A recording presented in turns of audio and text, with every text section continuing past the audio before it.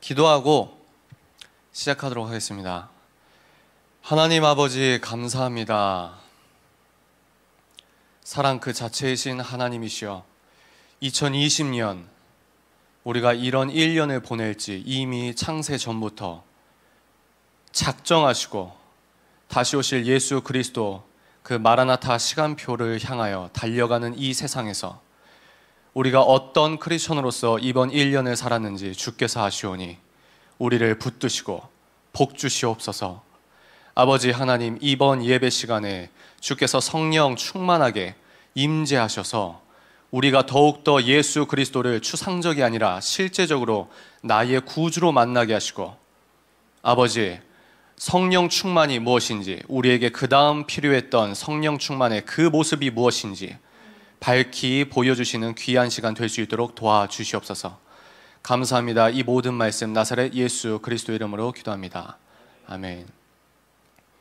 반갑습니다. 반갑습니다.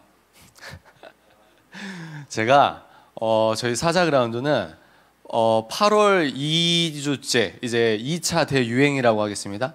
8월 둘째 주 이후로 모든 저희 프로그램을 온라인으로 돌렸습니다. 그래서 온라인으로 돌리면 장단점이 있죠, 그죠? 장단점이 있는데 거기에서 이제 아쉬운 점이 뭐냐면 제가 말을 하면 피드백을 못 받아요. 그래서 저만 열심히 이야기하고 믿음으로 이 청자분들이 잘 듣고 있겠다 이렇게 생각을 하고 5개월 동안 열심히 일을 하다가 여러분을 이렇게 만나 뵙게 되었습니다. 그리고 또 앞에서 광고를 해주셨기 때문에 저는 돌려서 말하지 않습니다. 예, 여러분 저의 책이 나왔습니다. 책을 사십시오.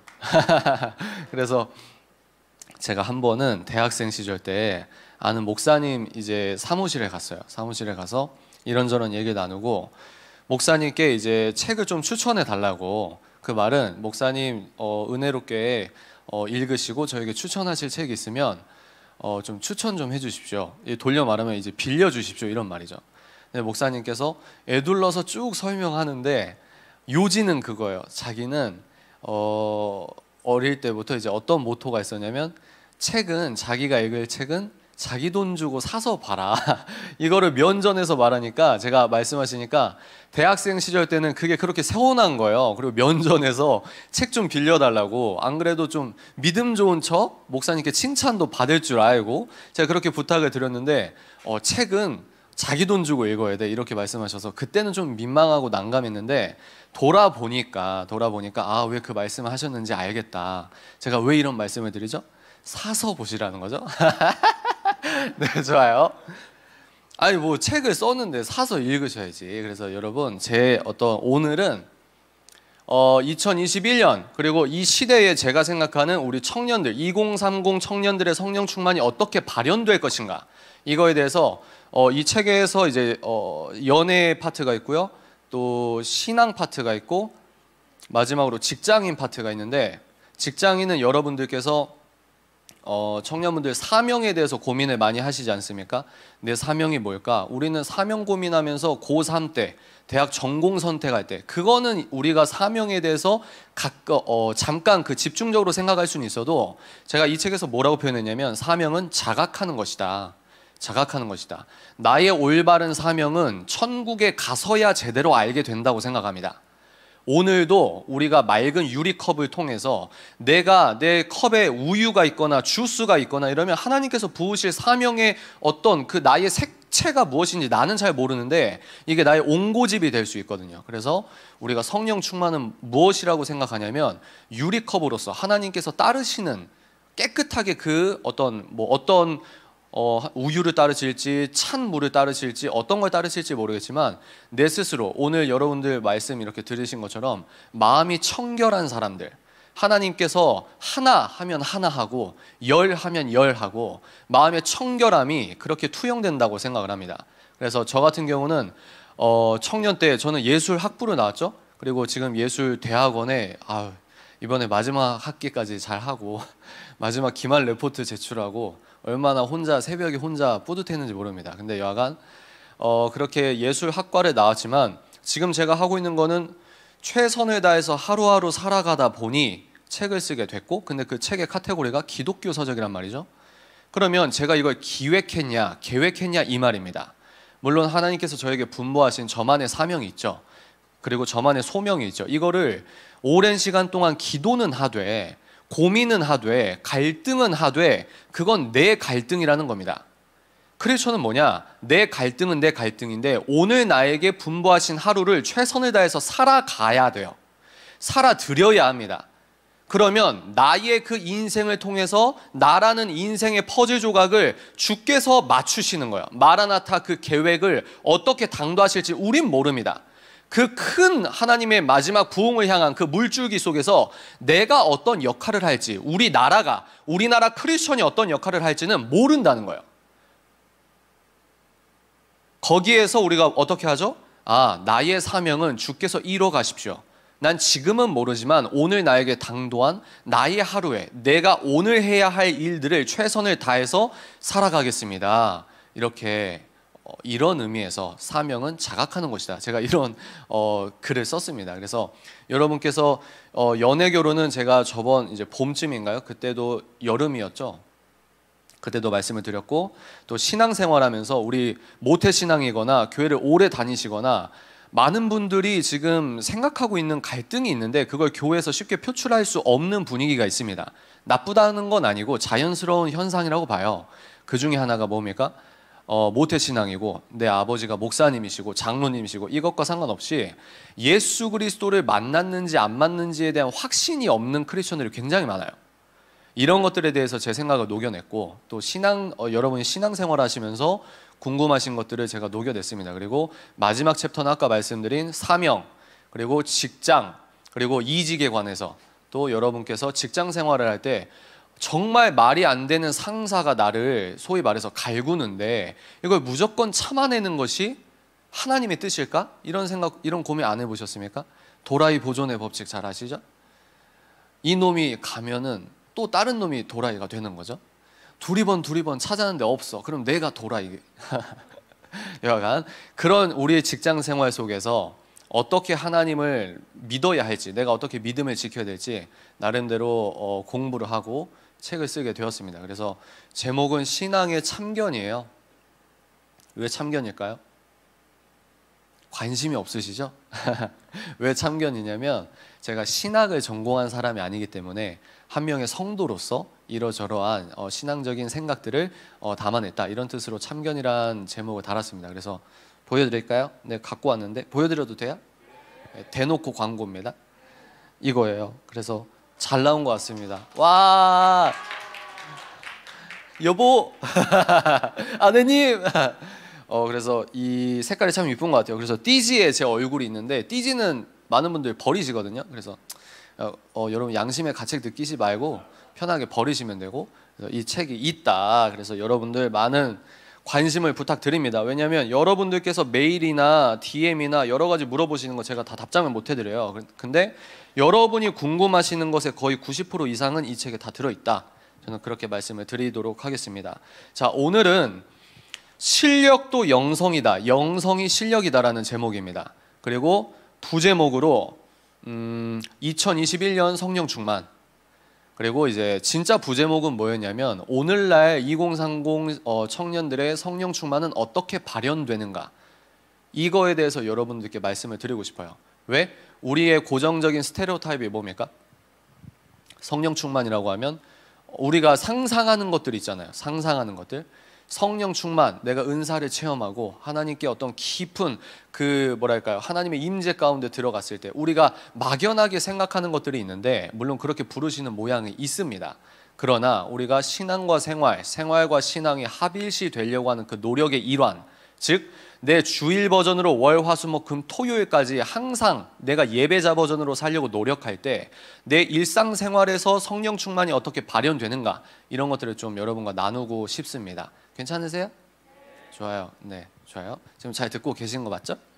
마스크를 쓰니까 째려보는 것 같아. 좋아요. 오늘 본문은 삼상이죠. 삼상이라고 줄여 말해서 17장입니다. 제가 한 구절만 여러분께 말씀을 드렸는데 제가 쭉 읽어드릴게요. 스토리텔링 방식으로 읽어드리겠습니다. 오늘 여러분들께 제가 이야기할 것들은 논리적인 기승전결이 나름 있어요. 근데 이제 제 화법 아시죠? 좋게 말하면 유기적, 좀 부정적으로 말하면 산발적. 산으로 가는 것 같아도 산을 갔다가 일단 목적지로 가니까 걱정하지 마시고 편하게 카페에서 이야기하듯이 여러분 그렇게 들어주시면 감사하겠습니다. 가겠습니다. 말씀 본문을 읽을 때 성령 충만이 어떻게 발현되는가? 그러면 알리스터 맥그레스라는 전 세계적인 신학자가 어떻게 요즘에 복음을 어떻게 변증해야 된다고 주창한지 아십니까? 이야기 서사입니다. 이야기 변증.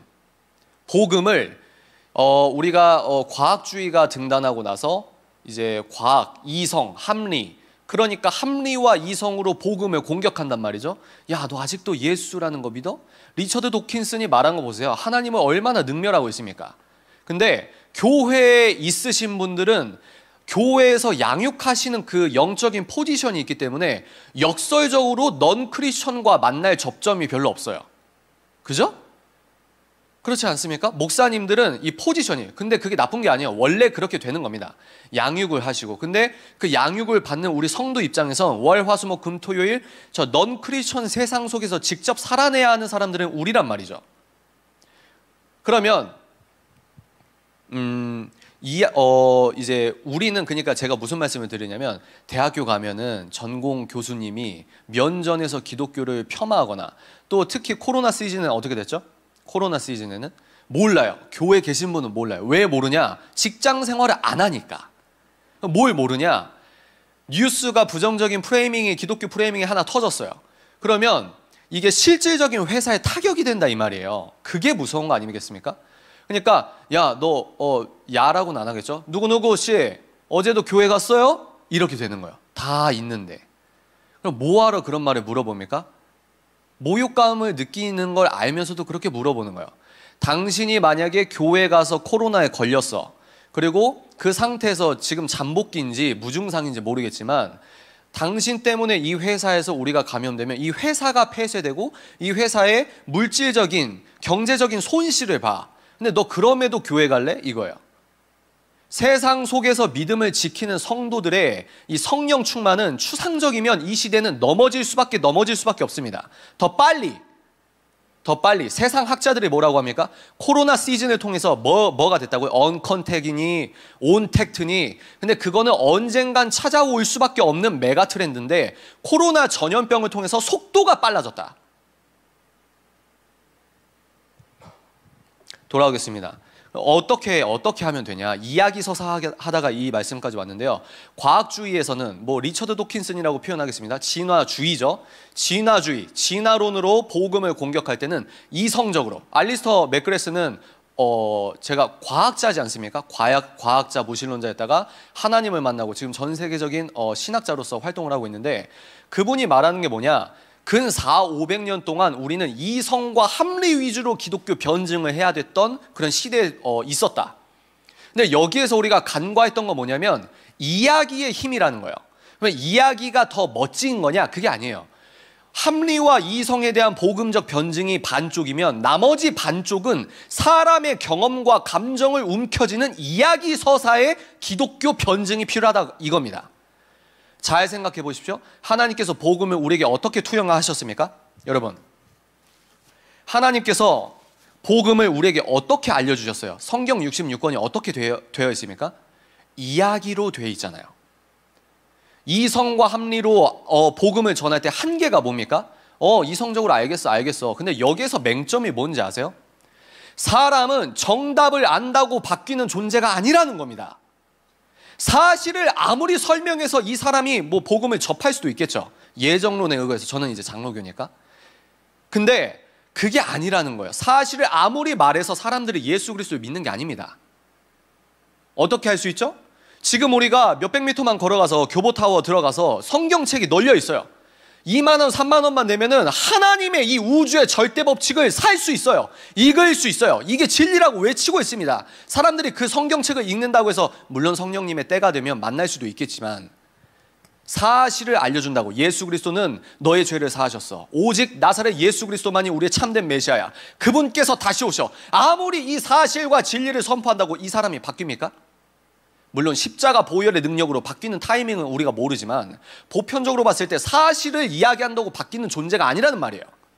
그게 이성적, 합리적 기독교 변증의 한계입니다. 여기에서 이제 주창하는 게 뭐냐? 이야기에 대해서 이야기를 하는 이야기. 근데 이야기를 어떻게 하냐? 이야기는 우리가 이야기 들으면 어떻게 하죠? 여러분이 뭐 반지의 제왕이나 뭐 여러 영화들을 많이 보고 소설을 많이 읽으시고 장점이 뭐예요? 요셉의 이야기를 기억하시는 이유가 뭡니까? 이유가 뭐예요?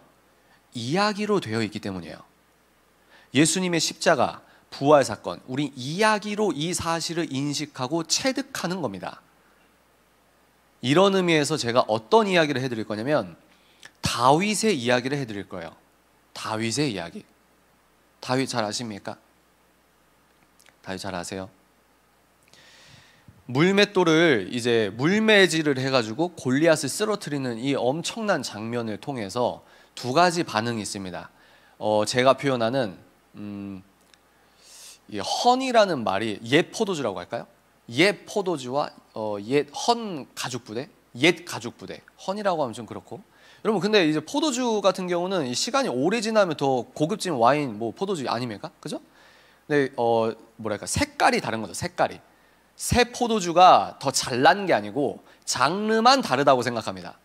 여하간 이제 이 다윗의 사건을 통해서 어떻게 우리가 리액션하고 생각하느냐에 따라서 성령 충만을 우리가 어떻게 생각하는지에 대해서 이게 나타나요. 나타납니다. 여러분 한번 보도록 하겠습니다. 제가 현대인의 성경 버전으로 읽어드릴게요. 17장 32절입니다. 그때 다윗이 사울에게 말하였다. 왕이죠. 왕이시여, 저 블레셋 거인 때문에 두려워하실 필요는 없습니다. 내가 가서 저 녀석을 해치우겠습니다. 여기에서 기성세대는 뭐라고 하죠? 기성세대는 어떤 정보가 있습니까? 기성세대 분들이 나쁜 게 아니에요. 기성세대 분들의 기도와 영성 때문에 우리가 지금 이런 교회에서 믿음 생활을 하는 겁니다. 여러분 기성세대가 지금 이 어른 왕 사울 왕과 벌벌벌 떨고 있는 군대 군인들은 뭘 알고 있습니까?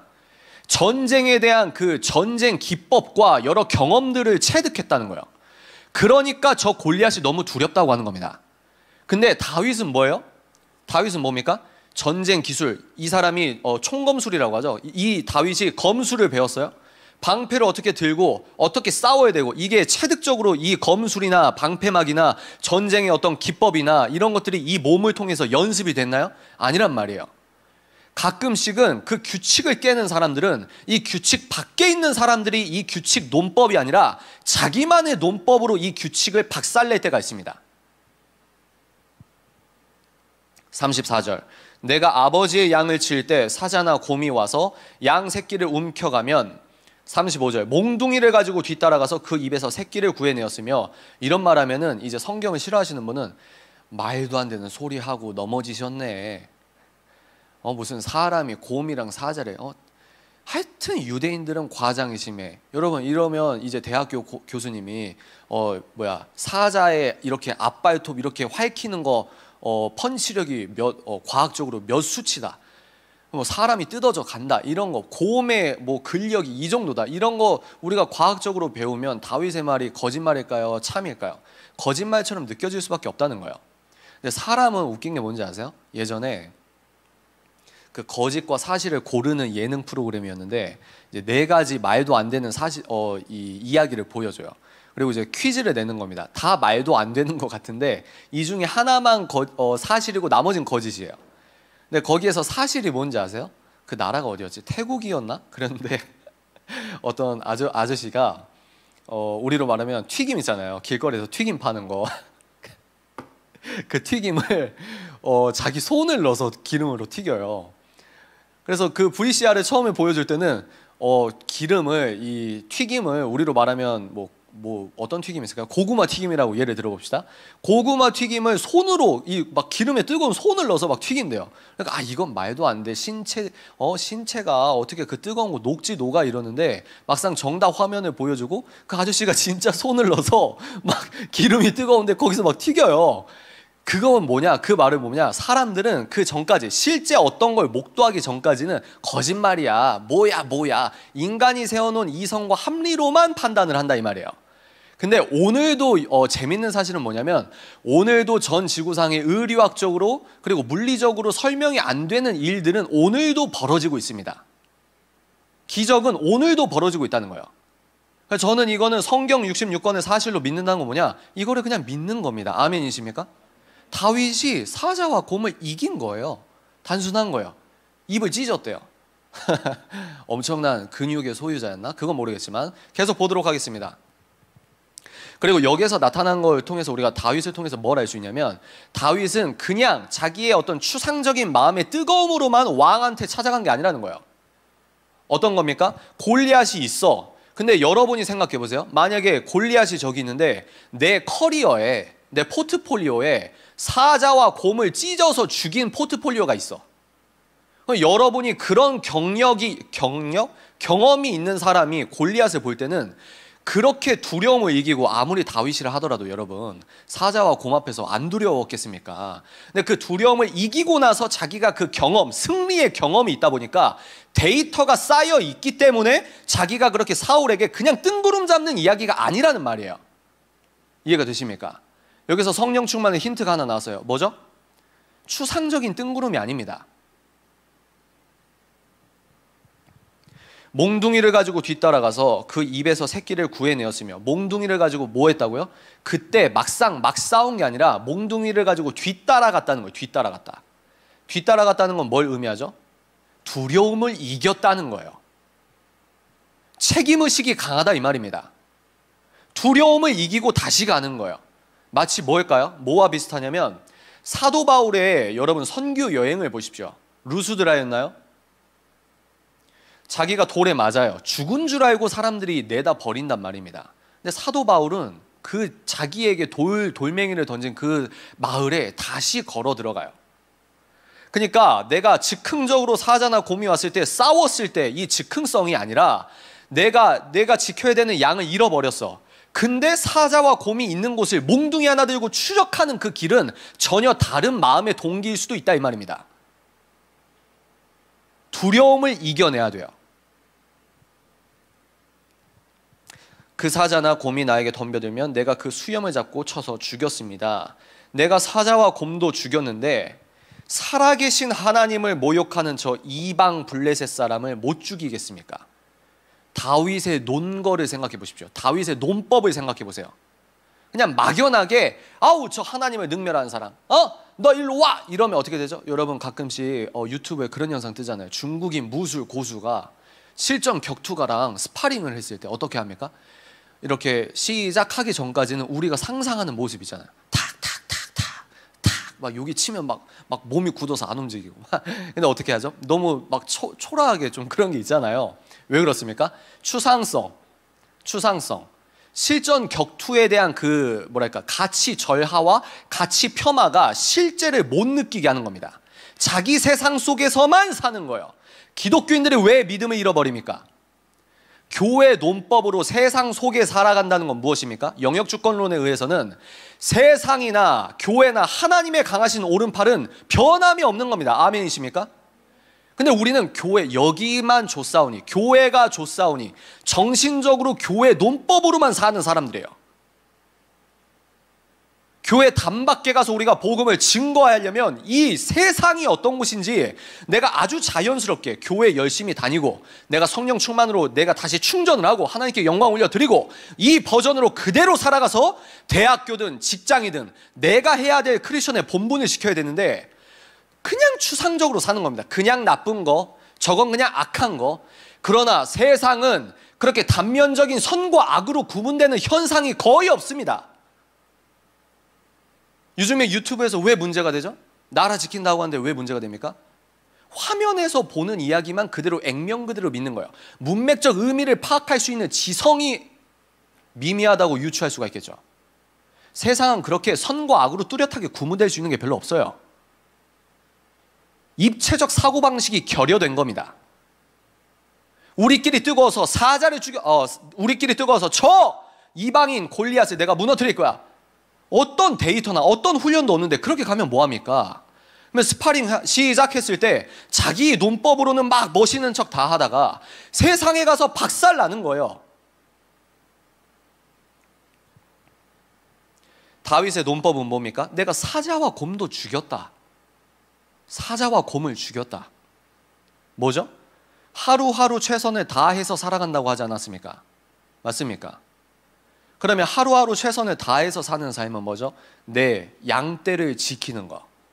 다윗은 골리앗 앞에 서기 위해서 하나님의 시뮬레이션처럼, 하나님의 트레이닝처럼 골리앗을 이기고 내가 너를 이스라엘 왕으로 세울 거야, 이거를 알고 사자굴에 쫓아갔을까요? 아니라는 거예요. 이런 의미에서 사명은 자각하는 겁니다. 모르지만 난 모르지만 나에게 주어진 본분을 예배자로서 최선을 다해서 사는 거예요.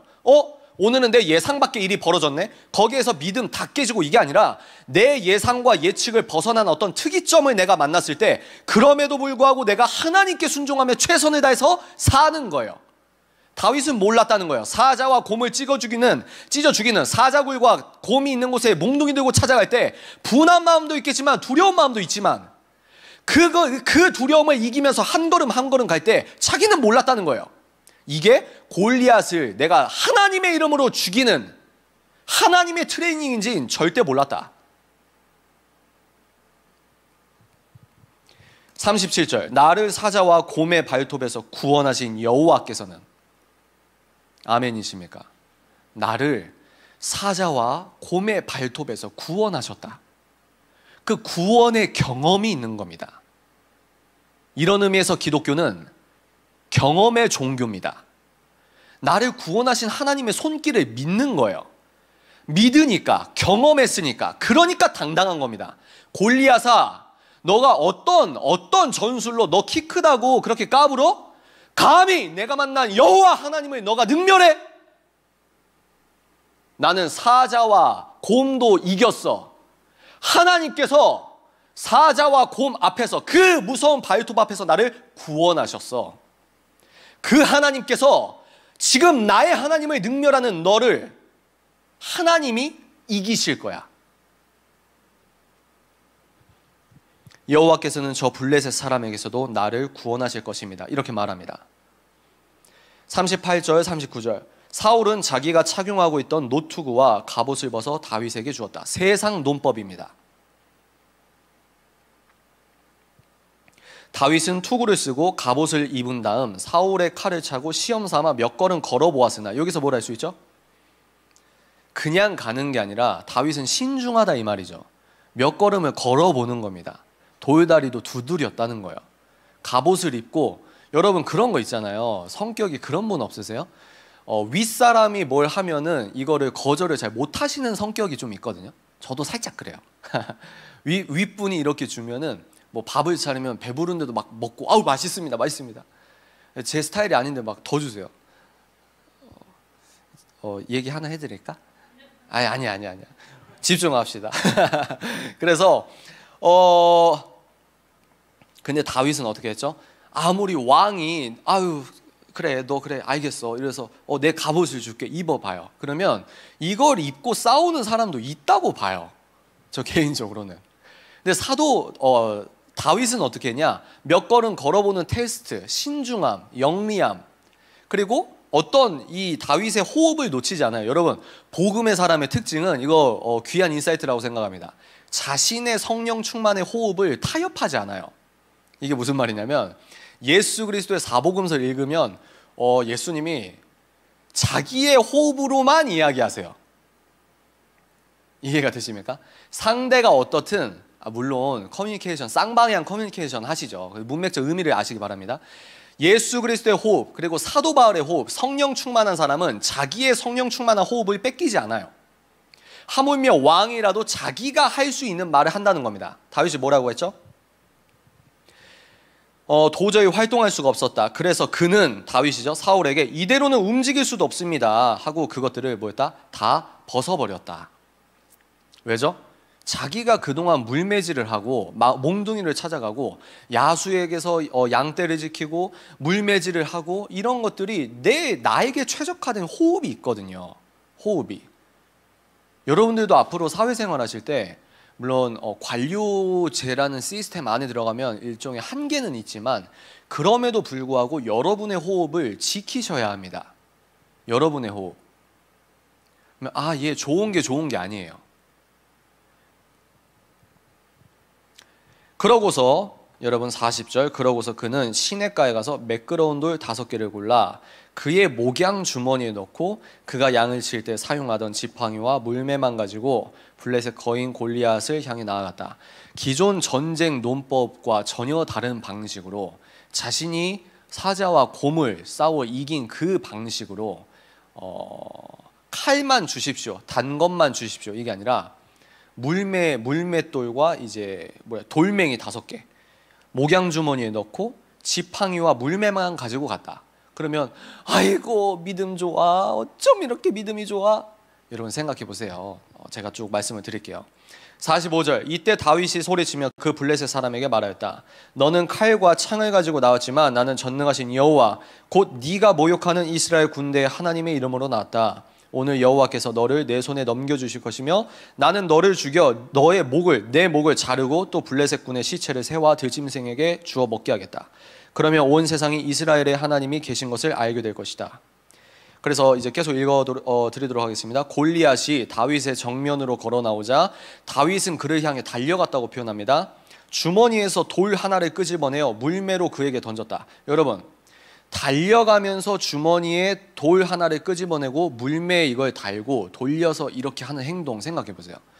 달려가면서 활 쏘는 것도 굉장히 힘든 거 아시죠? 달려가면서 이렇게 자기에게 익숙한 물매 주머니에서 물매 하나 빼서 돌리면서 달려갔다는 거예요. 그러자 그 돌은 골리앗의 이마에 정통으로 맞아 꽂히고 그는 땅바닥에 쓰러졌다. 여기까지 볼까요? 여러분 어떠십니까? 이 씬을 우리가 생각해 볼 때 어떤 마음이 드세요?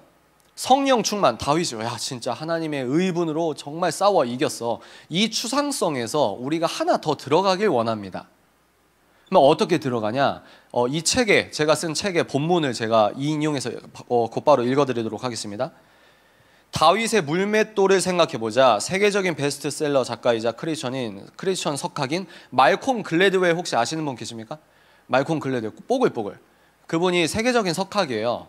블링크, 아웃라이어 이런 거 쓰신 분인데 이분이 이 다윗과 골리앗이라는 책을 제가 대학생 때 쓰셨거든요. 근데 자기가 이 책을 쓰면서 다시 크리스천으로 믿음이 뜨거워졌다고 합니다. 여하간 이분이 이제 세계적 석학으로서 다윗과 골리앗이라는 책을 썼는데 그 내용을 제가 읽어드릴게요. 말콤 글래드웰의 다윗과 골리앗을 보면 당시 투석은, 여러분 여기서 이제 또 갈리는 겁니다. 물매질을 뭐라고 합니까 지금? 투석. 당시 투석은 엄청난 기술과 연습을 필요로 했다고 한다. 성경의 투석병을 다윗이 물매질하는 걸 투석병이라고 합니다. 여러분, 성경에선 투석병을 뭐라고 말했냐면 사사기에서는요 머리카락도 맞힐 수 있는 명수라고 표현을 해요. 말콤 글래드웰의 투석병 다윗의 물맷돌 모션을 어떻게 과학적으로 분석했는지 아래 내용을 살펴보자. 자, 말콤 글래드 책을 발췌한 겁니다. 다윗은 골리앗을 향해 달려갔다. 갑옷을 입지 않았기 때문에 속도와 기동성이 있었다. 지금 코로나에 대응하는 대기업과 스타트업의 차이가 이거죠. 빨리빨리 움직일 수 있잖아요. 여하간 그는 물매의 돌을 장전하고 휙휙 돌렸다. 그는 골리앗의 신체에서 유일한 취약 지점인 이마를 노리고 초당 67번 회전할 때까지 점점 빨리 물매를 돌렸다. 이스라엘 국방군의 탄도학 전문가인 에이탄 헛이라는 분이 계세요. 최근 1년의 계산을 통해 전문 투석병이 35m 거리에서 날린 보통 크기의 돌이 초속, 놀라지 마십시오, 초속 34, 이게 뭐냐면 시속 122km예요. 122km 속도. 뭐예요? 투석병이, 그때 당시 투석병 속도가, 돌을 던질 때 그 돌의 속도가 122km였는데 이 돌멩이가 골리앗의 머리에 맞힐 수 있다는 사실을 보여주었다. 이는 골리앗의 두개골을 관통해서 의식불명에 빠뜨리거나 심지어 죽이고도 남을 만한 위력이었다. 대인 저지력 면에서 이는 중간 크기의 현대 권총과 맞먹는 거다. 이렇게 표현을 합니다. 우리의 추상성이 거쳐지지 않습니까? 그냥 개념 없이 물매를 던진 게 아니라, 그러니까 임진왜란 때 우리 조선이, 이제 조선군이 일본 외놈이라고 할까요? 일본 애들이 이제 신무기를 장착했는데 얘네들은 알아. 심지가 타서 빵 하면 오발률도 높지만 나가. 근데 이 무기를 처음 본 조선 군들은 가다가 이제 창이나 칼이나 이걸 들고 달려가다가 쟤네 왜 안 싸워? 이러고 있는데 얘네가 가만히 있더니 뭐가 펑 소리가 나더니 이러더니 보니까 내가 배가 관통됐어. 이런 거 아니겠습니까? 뭐예요? 그때 당시 물매질, 그때 당시 투석병은 너무너무 무서운 존재였다고 해요. 35m 거리에서 투석병이 던진 거는 현대에서 중형 권총, 현대 중간 크기의 권총과 맞먹는 거다. 골리앗은 권총 앞에서 자랑질하고 있던 거예요. 다윗은 그러니까 골리앗과 거리를 뒀다고 생각을 합니다. 이해가 되십니까? 사자랑 곰은 몽둥이로 때려 죽였잖아요. 근데 왜 물매를 선택했을까? 그러면 세 가지 유추가 가능합니다. 여러분, 이 씬을 통해서 우린 세 가지 유추를 가능하다고 생각해요. 하나님께서 하셨죠. 아멘이십니까? 다윗이 스스로 했습니까? 하나님의 기적입니다. 아멘이세요? 그러면 뭐가 하나님의 기적이냐 이 말이에요. 세 가지 유추할 수 있다고 생각합니다. 첫째 뭐냐? 전적으로 다윗은 가만히 있고 하나님께서 다윗의 신체를 직접 움직여서 물매를 골리앗 이마 정중앙에 던지셨다고 유추할 수 있어요. 마치 아바타를 조종하듯이, 게임하듯이. 이해가 되십니까? 하나님이 하셨잖아요. 그죠? 하나님이 하셨는데 어떻게 했냐 이 말입니다. 첫 번째 뭐다? 마치 아바타를 조종했듯이 다윗은 어떤 자유지가 다윗은 가만히 있고 하나님께서 이거를 다윗의 몸을 아바타 움직이듯이 움직여서 하나님이 마치셨다. 두 번째, 다윗은 물매질을 해서 던지긴 하는데 다윗의 물맷돌의 정확도와 파워는 전혀 상관없이, 즉 다윗의 물매 실력과는 무관하게 그가 던진 돌이 골리앗 이마에 박혔다. 이 논법이면, 이 가능성이면 다윗이 어떻게 던지든 다윗이 던지긴 하는데 그 돌멩이의 하나님의 어떤 물리적인 법칙을 잠시 벗어날 수도 있어요. 이해가 되십니까? 투수가 공을 던지면 공을 던지는 그 궤적이 있는데, 만약에 두 번째 유추 과정으로 하나님의 기적이 어떻게 나타났을까? 우리가 유추를 한다면 어떻게 되죠? 이 경우 하나님은 다윗의 팔 근력과 그리고 포물성 방향, 돌의 무게와 골리앗과의 거리 등 모든 물리 법칙을 잠시 어기셔야 합니다. 돌이 날아가는 모양이 조금 부자연스러울 수도 있었다는 거죠. 이게 두 번째. 자, 세 번째입니다. 세 번째. 하나님께서 다윗을 통해서 기적을 베푸셨는데 어떻게 기적을 베푸셨냐? 세 번째 가능성. 다윗은 여태껏 성실히 연습하고 훈련해 왔듯 용맹하게 물매를 돌려 돌을 던졌고 그 돌을 이마에 정통으로 맞은 골리앗이 죽었다. 마치 실력이 출중한 양궁 선수가 관역 정중앙에 화살을 꽂듯이. 이게 세 번째 유추 과정입니다. 다윗의 물매질을 세 가지로 유추할 수 있다는 거예요. 하나님께서 어떻게 인도하셨을까? 제가 이때 여기서 이 책에서 뭐라고 썼냐면, 이때 하나님의 기적은 저는 말콤 글래드웰은 세 번째 방법이 맞을 것이라고 유추하면서 과학적으로 설명을 한 거예요. 그리고 저 개인적으로도 세 번째가 비슷하지 않을까 이렇게 생각을 합니다. 여러분, 연애결혼 멘토링, 제가 연애결혼 이야기할 때 밥 같은 연애, 피자 같은 연애 기억나세요? 밥과 피자 비유가 왜 사랑 안에서 국한될 수가 없고 모든 것들에 통용될 수 있는 어떤 통시적 관점에서 깨달음을 줄 수 있냐면, 신앙생활도 밥같이 하는 사람이 있고 피자처럼 하는 사람이 있어요. 홍해를 건널 때 픽사가 만들었나요? 그 홍해를 건널 때 애니메이션처럼 모세가 딱 지팡이 들면 오케스트라가 하늘에서 갑자기 오케스트라 막 빵빵빵 들리고, 천군천사 막 바이올린 켜고, 막 천둥이 그때 다다당 치고 갑자기 드라마틱하게 벌어지나요? 그게 피자예요. 그게 피자예요. 성경에 뭐라고 했습니까? 밤새 바람이 많이 불었다고 했거든요. 분명히 우리 중에 홍해를 건너잖아요. 우리 중에 지금 20명 이하 여러분, 우리 중에 홍해를 건너면 어떤 일이 생기냐? 우리 중에 반드시 그건 하나님께서 가르신 게 아니지라고 말하는 인본주의적 피의자 크리스천이 나와요. 신앙은 밥입니다. 그럼 뭐가 기적이냐? 뭐가 기적이냐? 그 다윗이 용맹하게 하나님의 이름으로 당당하게 담대하게 골리앗 앞에 선 그 자체가 기적입니다. 아멘이십니까? 하나님께서는 자유의지를 건드리지 않으세요. 그게 완벽한 사랑입니다. 성경에 딴지를 건 사람 뭐라고 합니까? 뭐하러 선악과를 만들었어? 어차피 그거 아담과 하와가 아니어도 어차피 따먹을 거 아니었어?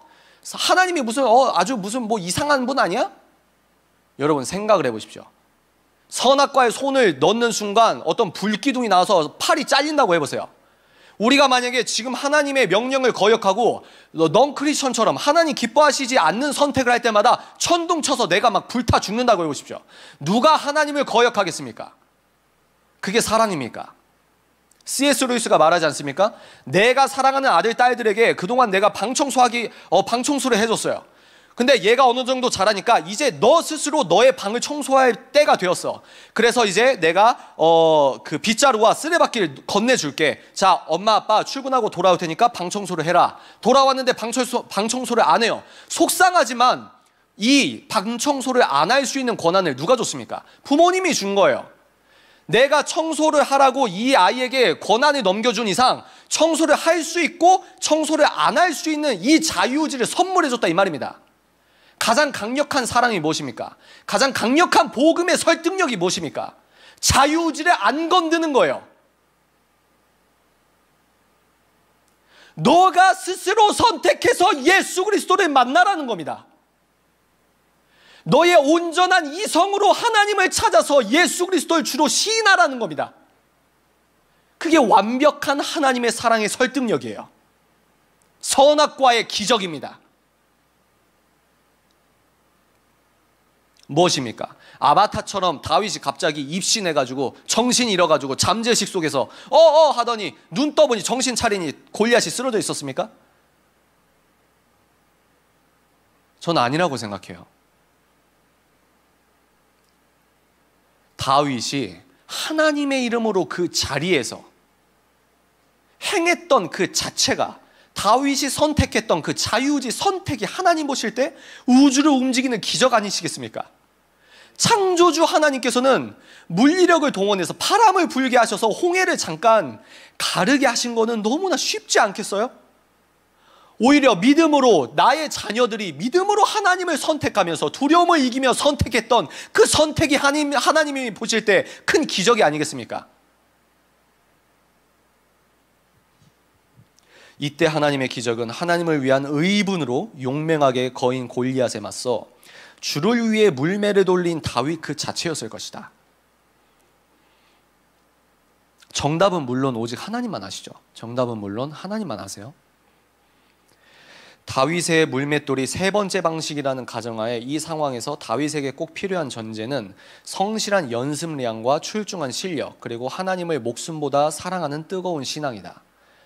여러분 다시요, 이 세 가지 기억하십시오. 성실한 연습량과 출중한 실력과 그리고 하나님을 목숨보다 사랑하는 뜨거운 신앙.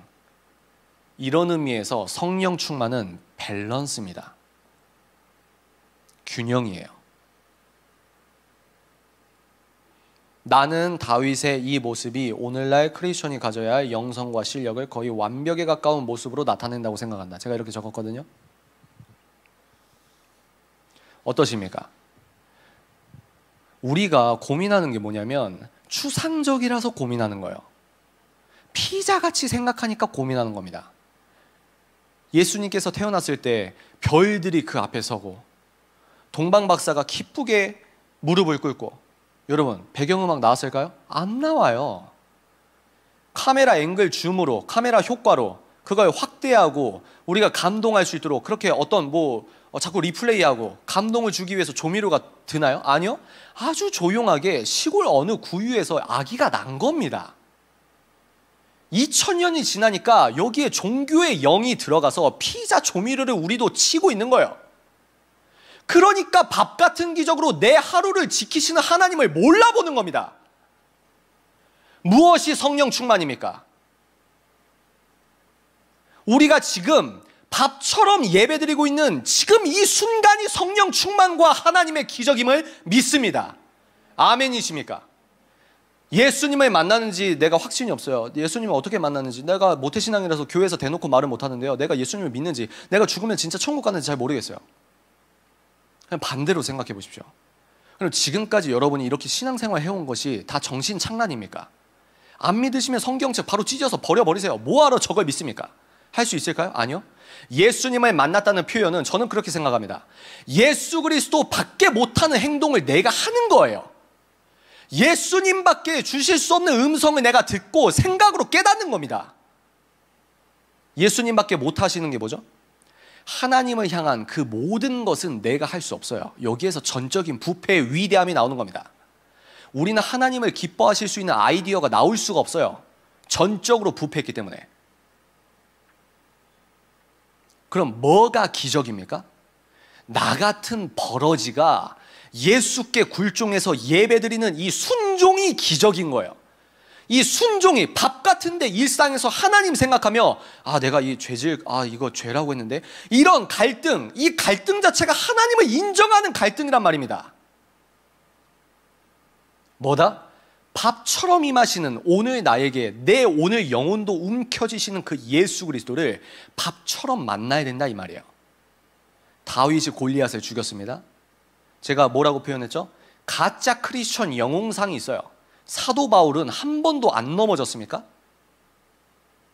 여러분, 믿음 좋으신 분은 한 번도 안 넘어져요? 넘어질 확률이 현저히 적을 겁니다.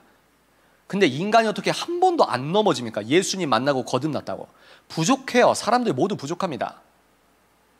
이 시대 성령 충만에, 이 시대 여러분들께서 꼭 필요한 성령 충만 중에 하나가 뭡니까? 한 번만 따라해 주십시오. 용서. 베드로는 예수 그리스도를 3번 밖에 부인하지 않았습니다.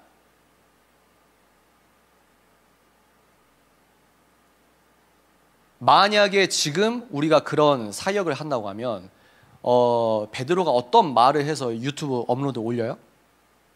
그러면 어떻게 될까요? 댓글로 이제 URL을 붙겠죠. 헐, 이 자식 4년 전에 지 스승 부인한 거 이 링크 보세요.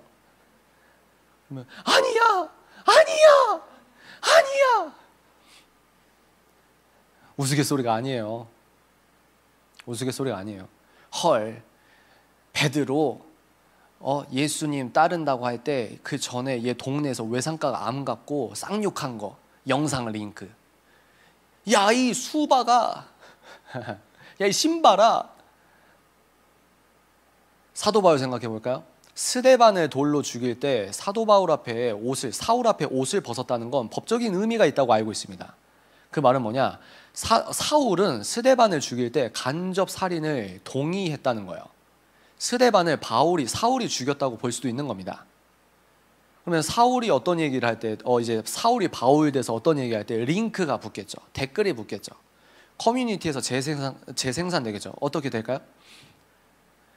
얘 사울이었을 때, 나 얘 때문에 교회 안 다녀. 얘 사울이었을 때 우리 엄마 기독교인이어가지고 얘 때문에 끌려가가지고 엄마 실명됐어. 우리 엄마 그것 때문에 지금도 힘들어해. 내 남동생은 그것 때문에 트라우마 걸려서 정신과 치료받고 있어. 그러면 이제 탐사보도가 이제 그 팀이 가서 인터뷰를 했다고. 우리가 지금 그런 사회에 살고 있단 말이에요. 거짓말이 아닙니다. 예수께서 그렇게 돌아가셨어요. 호산나 사람들의 주가가 예수님의 주가가 점점 올라갑니다. 예수님의 지지율이 올라갑니다. 야, 대박. 예수님께서 죽은 사람도 살렸어. 대박. 진짜? 이거 봐봐. 헐, 대박. 내 삼촌이 거기 있었는데 진짜 대박. 그때 난리도 아니었대. 예수님이 눈 뜬 거는 기본이고, 야, 그때 성전에서 저 기득 세력 아주 속 시원하게 박살 성전을 발로 차시는데 그 눈빛, 와, 대박. 카리스마 완전 짱. 그리고 사람들이 배고플 때 여러분, 빵을, 오병이어 사건이 뭘 의미한지 아세요? 오병이어 사건. 그때는 이제 화폐 단위가 지금의 화폐 단위와 다르기 때문에 그때 당시에 예수님께서 먹을 것을 주셨다는 것은 생계를 보장했다는 말이에요. 사람들이 배 터지게 먹고 남은 12광주리, 그 사건 이후에 네이버 다음 포털 사이트 모든 랭킹 뉴스 1위부터 10위까지가 예수 5천 명을 먹이다, 남자 성인만 5천 명이다, 내가 배불러서 트름한 사람 간증 시리즈 나오고요. 예수님은 하라고 한 적도 없는데 지지율, 대선 지지율 1위. 사람들이 예수 그리스도를 왕으로 모시려고 합니다. 요한복음에서 어떻게 기술하고 있습니까? 이스라엘 종교 지도자들이 이렇게 자꾸 이 예수라는 사람 지지율이 올라가면 어떻게 되죠? 로마 때문에 우리 이스라엘 민족이 다시 피해를 볼 수 있다는 애국심, 그 애국심이라고 하는 국수주의 때문에 예수 그리스도를 죽이려고 회의를 했다 이 말이에요.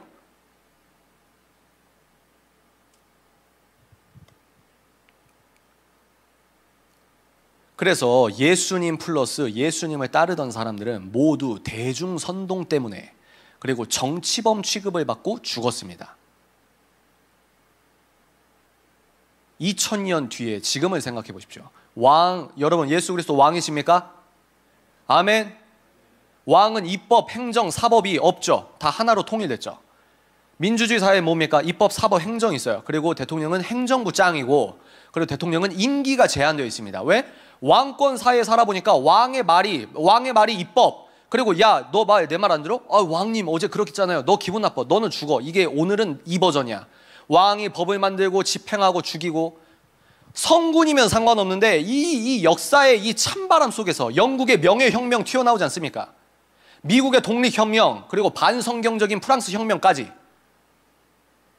그러면 지금 버전으로 생각할 때 예수 그리스도는 뭡니까, 여러분? 임기 없고 권한에 제한 없는 대통령 중에 대통령이 예수 그리스도예요. 그때 당시 초대 기독교는 어떻게 했습니까? 저 기독교인이라는 사람들은 우리의 신이신 왕의 말을 안 듣고 다른 왕이 있다고 주장하는 사람이다. 지금 버전으로 생각해 보십시오. 지금 버전으로. 여러분, 너 기독교 예수님은 누구야? 예수님은 대통령 중에 대통령이야. 임기도 없으시고, 그 예수 그리스도는 나의 메시아인데 나의 모든 죄를 사하시고 다시 오셔. 그 예수님께 나는 경배하고 예수님께 굴중하고 내 자아를 양도하는 것이 내 개성의 발화야. 이렇게 말하면 2000년 전이나 지금이나 똑같이 도라이 취급을 받아요. 여러분이 영향력 있는 성령 충만으로서 하나님의 위대한 사명자가 되면 될수록 2000년 전 예수 그리스도를 죽였던 사탄의 논법이나 2000년 뒤에 지금 디지털 시대에서 우리가 성령 충만으로서 세상에서 빛을 발하면 발할수록 우리가 핍박받고 우리가 죽는 프레임은 똑같아요. 우리가 죽는 프로세스는 똑같습니다. 예수님께서 말씀하셨어요. 너희도 내 길을 따를 거야. 세상이 너희를 미워할 거야. 그걸 알면서도 걸어가는 겁니다. 세상은 골리앗이에요. 오늘도. 여러분의 물매질이 무엇입니까? 성령 충만이요? 방언을 3시간, 4시간 하는 거, 그거 성령 충만 아니면 못합니다. 그거 영성이에요, 그것도. 근데 제가 뭐라고 했죠? 나머지 반쪽이 있을 수 있다. 이 시대의 성령 충만은 뭘까요? 무엇일까요? 여러분 재밌으시죠? 지금 잘 듣고 계신 거죠? 네, 좋아요. 성령 충만, 제가 정리해봤습니다. 성령 충만의 세 모습은 정돈된 복음 지성의 발현이다. 여러분, 자기 하나님께 기도응답 받을 때 히브리어로 받는다, 손. 왜 하나님께서 한글로 응답하십니까, 여러분? 우리가 아는 만큼 하나님께 기도할 수 있기 때문이에요. 우리가 아는 만큼 하나님을 만날 수 있습니다. 만약에 제가 히브리어와 헬라어에 능통하고 그때 당시 사회를 제가 전공하고 박사학위를 받았으면 저는 성경을 원어로 읽으면서 제가 한국어밖에 못했을 때보다 느껴지는 이 깊이가 달라질걸요? 많은 분들이 그렇습니다. 영화계로 말하면 007 시리즈의 영웅상이 있었어요. 가짜 크리스천 영웅상이라고 생각합니다. 총은 쟤만 피해. 주인공만 피해. 총알을 아무리 쏴도 주인공은 다 피해. 주인공은 완벽하게 어떤 역경을 아주 쉽게 이겨내. 그게 우리 크리스천이 추상적으로 생각하고 있는 크리스천 영웅의 모습입니다. 근데 하물며 세속 영화도 그거 재미없어서 패러다임이 바뀌어요. 뭐죠? 슈렉이란 영화가 그런 부분이 있고, 또 이제 영웅 시리즈물은 여러분 남자분들 특히 좋아하시는데 본 시리즈 좋아하시죠? 본 아이덴티티 그 영화 아세요? 그 영화부터 영웅상에 대한 묘사가 바뀝니다. 영웅인데도 다치고 영웅인데도 힘들어하고 그러면서도 이겨내고, 근데 하물며 세상도 피자 같은 조미료를 버리고 세상 영화를 만들어요. 근데 기독교인들은 아직도 피자 영웅상을 그리면서 성경을 보고 있으니 그 추상성 때문에 밖에 나가면 우리를 죽이려고 하는 사단의 그 날선 그 칼날 앞에 다 썰려버리는 겁니다. 세상도 그렇게 영화 안 만들어요.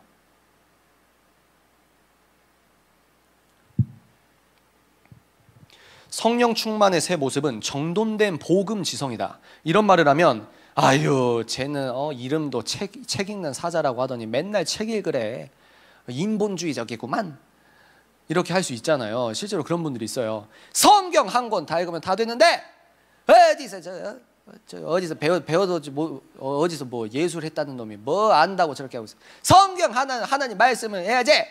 너 같은 애가 뭐 애초부터 생긴 것도 마음에 안 들었어. 근데요 여러분, 이 추상성이 어떤 문맥인지는 이해는 가요. 근데 이게 얼마나 추상적입니까? 그 말을 성경 한 권으로 다 해결되면 이제 백종원 씨 때문에 우리 전국에 있는 신혼부부의 삶의 질이 올라갔다고 생각해요? 자, 여하간 제 아내 얘기 아닙니다 여러분. 근데 백종원 씨나 유튜브에서 요리 음식 만드는 그 프로그램이 나오기 전까지는 요리책을 보시면서 요리 공부를 했단 말이에요. 이해가 되십니까? 성경 안에 다 있으면 요리책도 보면 안 되죠. 요리책은 책이 아닙니까? 책은 정보를 문자적으로 우리가 물리적으로 만질 수 있는 종이에 이렇게 써 있는 거잖아요. 성경책만 봐야 된다고요? 그 안에 인생의 진리가 다 있다고요? 그러면 대학교 전공서적은 왜 봅니까? 공교육 때 교육 교과서는 왜 봐요? 그런 추상성이 우리를 약하게 하는 겁니다. 물맷돌을 만지지도 않고 항상 게임 그냥 마우스 12시간 이렇게 하듯이 물매질을 한 번도 하지 않고 자기 생각에 빠져서 골리앗 앞에 나가서 하나님 앞에서 수치를 당하는 거예요. 세상 앞에서. 그게 성령 충만입니까? 이런 의미에서 책을 읽어야 된다는 거예요. 제가 요즘에 뇌과학에 대해서 여러 책을 읽고 있어요. 뇌의 가소성이라는 것 아십니까? 뇌의 가소성 무엇이냐? 우리가 어떤 경험을 할 때마다 뇌가 물리적으로 정말 바뀝니다. 화학적으로 물리적으로 바뀌어요. 500년 전인가요? 제가 정확한 수치는 기억이 안 나네요. 몇백 년 전까지는 과학계의 주류가 뭐냐면 성인의 뇌는 이미 고착화돼서 절대 변하지 않는다. 여기에서 여러분 이런 발상에서 우생학이 나온다고 생각해요. 근데 우리가 밝혀낸 게 뭐냐면 뇌가 바뀌는 거예요. 경험에 따라서. 근데 방향성이 중요해요. 종이책을 읽으면요 우리의 사고력이나 이런 것들이 증진됩니다. 종이책을 읽으면. 근데 인터넷으로 우리가 특히 스마트폰으로 우리가 정보를 보시잖아요. 스마트폰을 통해서 우리가 정보를 습득할 때 뇌과학적으로 그게 얼마나 우리의 삶의 질을, 정신적 사고의 질을 떨어뜨리는지 뇌과학적으로 증명된 게 엄청나게 많아요. 이런 의미에서 지금 이 시대에 종이책을 읽는다는 건 영성입니다. 성령 충만은 독서로 귀결돼요. 성경만 읽으면 되지. 성경 읽으십시오. 낭독하십시오. 자기 전에 요한복음과 잠언과 시편을 소리내서 읽으십시오. 내가 그 성경책을 눈으로 읽고요, 입으로 내뱉고요, 내 청각으로 듣고요, 그 말씀을 손으로 촉각으로 하고요. 종이책을요 읽을 때 왜 우리가 종이책 읽을 때 깊이 사고할 수 있냐면 우리가 종이책을 넘기는 촉각도 유의미한 연결고리가 있다고 합니다. 성경 그렇게 낭독하십시오. 더 나아가서 우리가 다른 기독교 서적도 함께 읽어야 됩니다. 일반 서적도 함께 읽어야 됩니다. 세상이 어떻게 돌아가는지 알아야 세상과 싸울 거 아닙니까? 성경 한 권이 다 맞다고요? 그럼 교과서와 전공서적은 왜 봤냐고요? 그런 추상성에 갇히니까 우리가 지금 이 코로나 앞에서 이거다 저거다 하지 않습니까?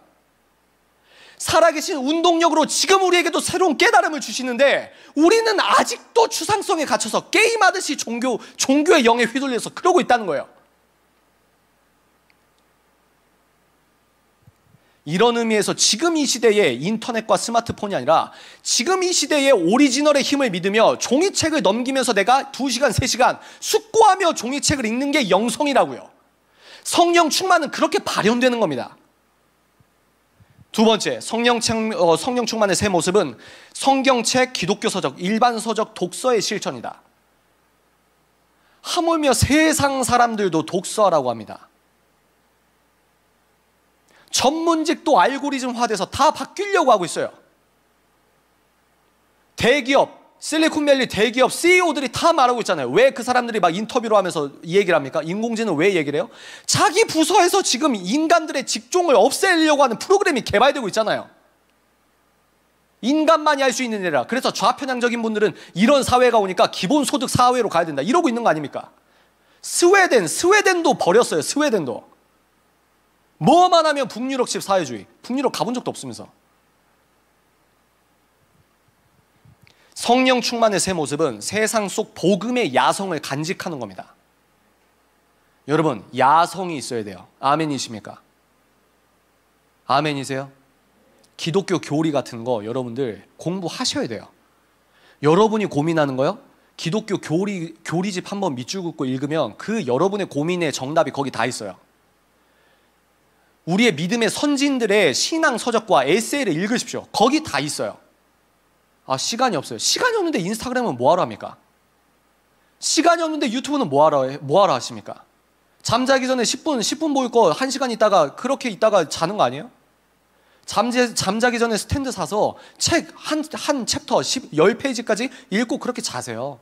스마트폰 보면서 출퇴근하는 거 그 시간에 종이책 읽고 가세요. 저의 어떤 사자그라운드 프로그램 이렇게 행하셨던 어떤 분이 출퇴근하면서 책을 읽었다고 하는데 이 회사 사람들이 너무 이상하게 신기하게 봤대요. 왜 그럴까요? 대한민국은 지금 무독서가 당연하다고 정상이라고 생각하는 나라이기 때문입니다. 대한민국에서 안 이상하다고 여기다고 안 이상한 게 아니에요. 하물며 세상도 책 읽으라고 합니다. 하물며 세상 대기업도 바뀌지 않으면 죽는다고 합니다. 그러면서 새벽에 일어나서 자기 개발하고 있습니다. 하물며 여러분들은요, 우리들은요, 연봉 높게 하려고? 스펙 좋게 하려고? 그게 아니죠. 마음의 동기가 뭡니까? 오직 주께 영광. 아멘이십니까? 예수 그리스도의 종된 사람들이 공부를 안 한다? 우리 대한민국처럼 서비스 산업이 고착화된 나라는, 서비스 산업이 잘 성장된 나라에서는 어떻게 세상 속으로 들어가서 복음의 소금과 빛의 역할을 할 수 있습니까? 어떻게 할 수가 있어요? 실력은 기본입니다. 이런 의미에서 실력도 영성이라는 말이에요. 영성이 실력이라는 말입니다. 성령 충만의 새 모습은 창세기 위에 세워진 올바른 이성입니다. 이성. 이러면 쟤는 이성주의자야. 아니요. 창세기 위에 세워진 올바른 이성. 하나님의 형상으로 우리에게 선사하신 그 이성. 인간만이 할 수 있는, 인간만이 다를 수 있다는 그 차이점이 뭐냐 이렇게 했을 때 과학자 크리에이션 이재엽 작가가 쓴 책이 있습니다. 거기서 뭐라고 말했냐면, 여러분 우리가 어떤 정보를 들을 때 내 감정이 바뀔 때가 있어요. 예를 들어 내가 산타 할아버지 안 와서 너무 힘들어. 산타 할아버지 왜 안 와? 너무 힘들어하는데 이성적 정보가 들어옵니다.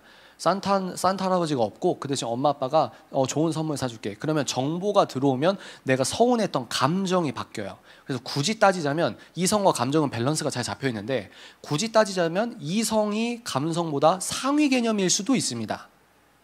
오케이? 그러면 그 이성은 왜 우리가 이성이 중요하냐? 여러분들이 제가 나중에 시간이 되면 반서구 문명적, 그러니까 신계몽주의적 이성주의는 나쁜 거예요. 근데 그런 표현 말고 원래 하나님께서 창세기에서 허락하신 그 이성을 통해서만 우리가 진리에 당도할 수 있는 길을 뚫을 수 있기 때문입니다. 이런 의미에서 하나님의 참된 이성은 하나님을 찾는 유일한 나침반일 수도 있어요. 이해가 되십니까? 제가 이야기하면 어떻게 논박할 수 있냐면, 너무 사람의 열심을 중시한다 이렇게 할 수 있어요. 근데 왜 제가 이런 말씀을 드리냐면, 이 시대는 이게 밸런스라고 했죠. 우리가 노력하는 예배자의 경건과 거룩의 훈련이 있고 하나님의 100% 은혜가 있는 거예요. 근데 우리는 믿음이라고 착각하면서 여기에 요술만 바래요. 요행만 바래요. 지금 이 시대에 기울어졌다 이 말입니다. 그러니까 이 기울어진 추를 이렇게 하기 위해서는 우리가 그럼에도 불구하고 복음적 자기개발도 영성이고 성령 충만의 모습일 수 있어라고 이 기울어진 추를 우리가 이렇게 옮겨야 되는 거예요. 그게 이 시대에 여러분들이 가져야 할 성령 충만의 모습이라고 생각합니다. 아멘. 마지막입니다. 성령 충만의 새 모습은 이성과 감정의 적절한 균형이다. 절제와 인내가 필요하다고 말했어요. 성령 충만의 새 모습은 내게 맡기신 재능의 적극적 자기 개발이며 성실한 사명자의 태도다. 왜 이래야 되냐? 똑같아요. 책 읽는 사람한테 우리가 왜 이렇게 살아야 돼요? 똑같아요. 대한민국 크리스천들이 해야 할 일이 있기 때문입니다. 제가 아까 뭐라고 말씀드렸죠?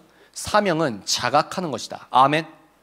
대한민국 크리스천들의 사명이 뭡니까? 몰라요. 모르는데 아주 흥미로운 일이 벌어졌습니다. 이번 연도에.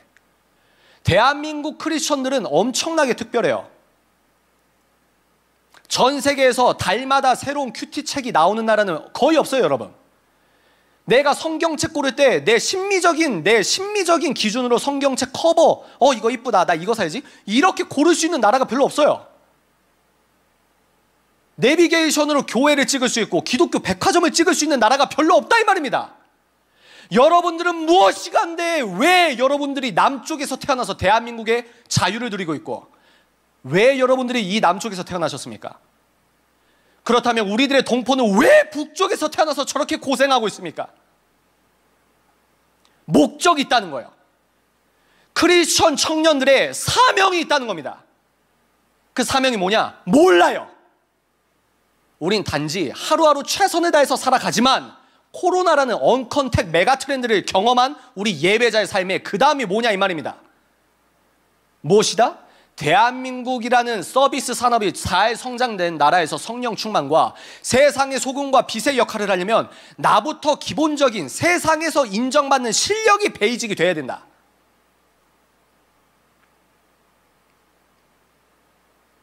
이런 의미에서 실력이 영성이다. 실력도 영성이다. 영성이 실력이다. 마무리하겠습니다. 여러분, 오늘 이제 다윗에 대해서 우리가 다윗이 물맷돌에 던진 씬을 통해서 이런 식으로도 생각할 수 있구나. 이런 식으로도 생각할 수 있구나. 맞아. 내가 진짜 피자처럼 살지 않았나? 내가 아이언맨 보고 내가 마블사에서 만든 영화가 잠재의식 속에서 피자 영웅상을 내 잠재의식 속에 차곡차곡 쌓아왔던 거 아닌가? 내 생활 속에서 밥같이 임하시는 기적을 내가 알고도 모른 채 하고, 아니 내가 그걸 알아볼 수 있는 시각을 잃은 거 아닌가? 무릎 꿇고 기도하는 영성 플러스 지금 이 시대에 여러분들이 할 수 있는 최선의 공부를 그리고 연습을 하십시오. 왜? 하나님을 믿기 때문입니다. 아멘이십니까? 달려가면서 아주 자연스럽게 물매질을 할 수 있는 그 반복 연습 플러스 하나님을 자기 목숨보다 사랑하는 그 뜨거운 신앙. 2021년에 언컨택이다. 이제 또 1월 달에 3단계는 안 한다고 안 하는 거에 무게중심이 있다 이런 식으로 뉴스를 봤는데요. 우리가 1월을 이제 이렇게 또 시작을 하는 거예요. 근데요, 우리 박우종 목사님께서 말씀하신 것처럼 이렇게 훈련하시는 이유가 있다고 생각합니다. 그때는 몰라요. 지금은 몰라요. 마치 사자와 곰 앞에서 최선을 다해서 예배자의 모습을 보일 때는 우리의 미래를 모르듯이. 그러나 때가 되면 왜 우리가 이렇게 예배자로서 바로 서면서 내 방에서나 교회 건물을 우리가 초월해서 방에서 어디에서 내가 있는 곳, 이 예배자의 영성으로 내 모든 곳이 예배 처소가 될 만큼의 영성을 키우게 하시는 목적이 드러날 겁니다. 아멘이십니까? 그것은 무엇과 연결되어 있다? 하나님 아버지의 크신 섭리 가운데 마라나타 퍼즐과 연관이 되어 있다고 생각합니다. 대한민국 크리스천들의 사명자시여 일어나셔서 제대로 된 성령 충만으로 여러분 세상 곳곳에서 마주하시는 골리앗을 멋지게 이기시기 바랍니다. 아멘. 이제 우리가 찬양을 한번 찬양을 하고 기도를 하고 우리가 오늘 들었던 말씀으로 기도하고 마무리하도록 하겠습니다. 아시는 분도 계실 거고 모르시는 분도 계실 텐데요. 두 손 들고 찬양합니다라는 찬양입니다. 우리가 여러분 성령 충만, 아버지 하나님께서 원하시는 그 성령 충만으로 나를 전혀 새롭게 하시옵소서. 세상이 하나님을 능멸해서 너무 마음이 아파요. 하물며 크리스천들도 저 교수님이 하시는 말씀, 저 사람이 만든 논법으로 하나님을 능욕하는 걸 밑줄 긋고 아멘합니다. 주여 예수 그리스도 영광을 발해야 하는데 이 한국사에서 내가 어떻게 훈련해야 합니까? 무엇이 성령 충만입니까? 3시간 동안 무릎 꿇고 방언으로 기도하는 영성 플러스 주를 향한 자연스러운 밥 같은 자기 개발이 될 수 있도록 도와주십시오. 주께서 원하시는 이 시대의 성령 충만이 될 수 있도록 도와주십시오.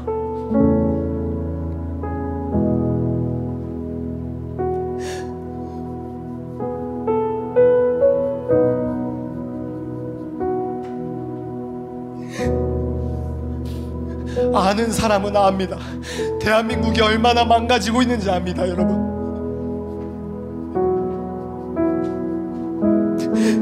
순교자의 피의 농도가 옅어지고 있습니다, 여러분.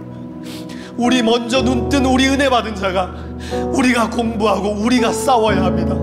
우리들의 골리앗을 우리가 물리칠 수 있도록 추상성이 아니라 예수 그리스도를 사랑하는 그 마음으로 밥 같은 믿음으로써 우리의 성령 충만이 그렇게 발현되길 바랍니다.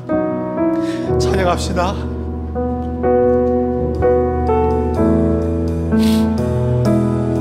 두 손 들고 찬양합니다. 두 손 들고 찬양합니다. 다시 오실 왕 여호와께 오직 주만이 나를 다스리네. 두 손 들고 찬양합니다. 두 손 들고 찬양합니다.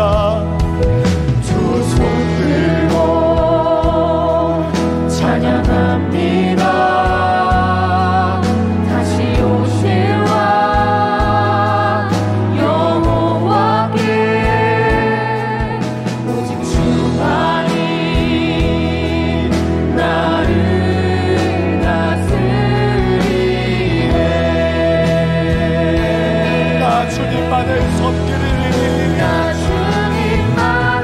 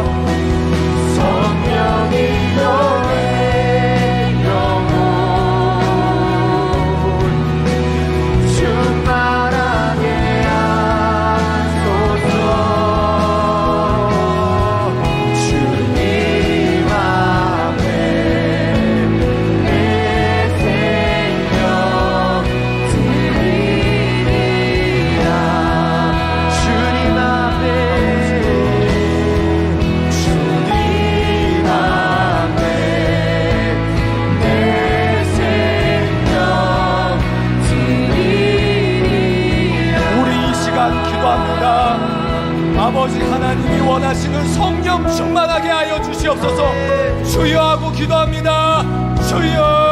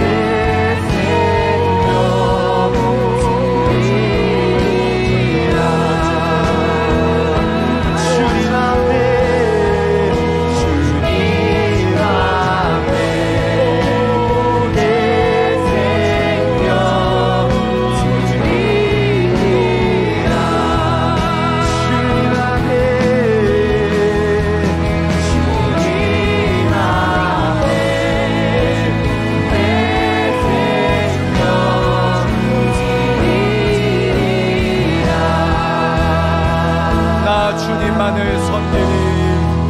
나 주님만을 섬기리. 헛된 마음 버리고 성령이여 내 영혼, 성령이여 내 영혼 충만하게 하소서. 충만하게 하소서.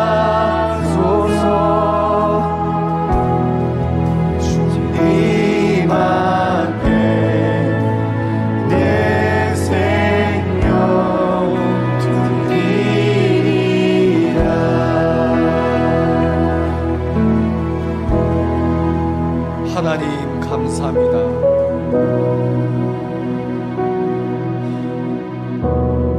승리의 하나님 감사합니다. 우리 앞에 있는 골리앗을 보고 담대하게 볼 수 있는 영적 시력을 허락하여 주시옵소서. 골리앗 앞에서 우리가 연습했던 그 자신감으로, 성령 충만한 그 용기로 골리앗 앞에서 멋지게 물매를 던질 수 있는 이 시대의 청년 크리스천이 될 수 있도록 도와주시옵소서. 아버지 하나님, 대한민국을 사랑하시지 않습니까?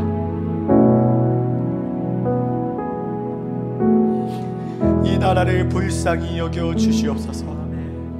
아버지 하나님, 아브라함과 모세와 토론하시며 그 뜻을 바꾸셨던 것처럼 아버지, 대한민국이 감당해야 될 그 어떤 것들이 있습니까?